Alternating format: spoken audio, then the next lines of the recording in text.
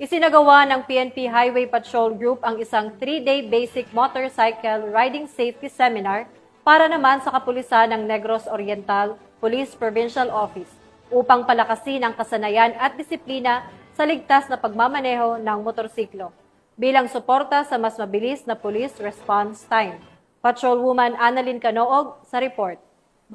Isinagawa ng Negros Oriental Police Provincial Office ang Basic Motorcycle Safety Riding Seminar mula August 9 to 11, 2025 na nagtapos sa isang closing ceremony na ginanap sa Maringal Hall at Norpo Parade Ground sa ilalim ng pamumuno ni Police Colonel Ronan R. Clarabal, Provincial Director. Ang 3 araw na pagsasanay ay naisakatuparan sa pakikipagtulungan ng Highway Patrol Group, Negros Island Region at Provincial Highway Patrol Team. Lumahok sa seminar ang mga police commissioned officers at police non-commissioned officer mula sa iba't ibang unit ng Norpo na mas pinahusay ang kanilang kaalaman at kasanayan sa ligtas na pagpamamaneho ng motorsiklo. Layunin ng aktibidad na palakasin ang kaalaman ng mga pulis sa motorcycle safety at defensive riding techniques at pagsunod sa batas trapiko bilang paghahanda sa mga operasyong nangangailangan ng mabilis at ligtas na pagresponde. Bahagi rin ito ng suporta sa implementasyon ng 911 Swift Response o 5-minute response time directive ni Police General Nicolas D. Torre III. Ako po si Police Colonel Ronan Rodriguez Clarabal,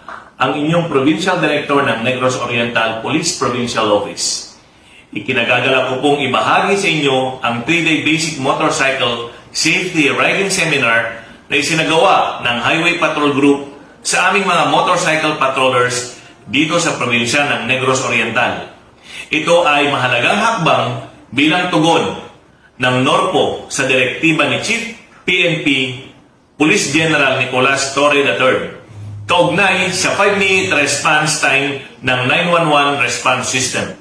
Ang isinagawang seminar na ito ay mahalagang puhunan para sa kaligtasan ng buhay, hindi lamang ng publiko, kundi pati na rin sa ating mga mobile patrollers na siyang rumeresponde sa anumang sitwasyon kailangan ng taong bayan ang tulong ng pulis.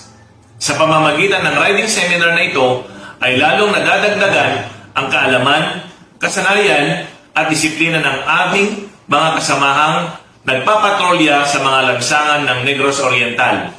Ngayong natapos nila ang maikli ngunit makabuluhang training na ito ay masisiguro nating handang-handa na ang kapulisan ng Negros Oriental na tumugon ng mabilis at ligtas sa anumang sitwasyon.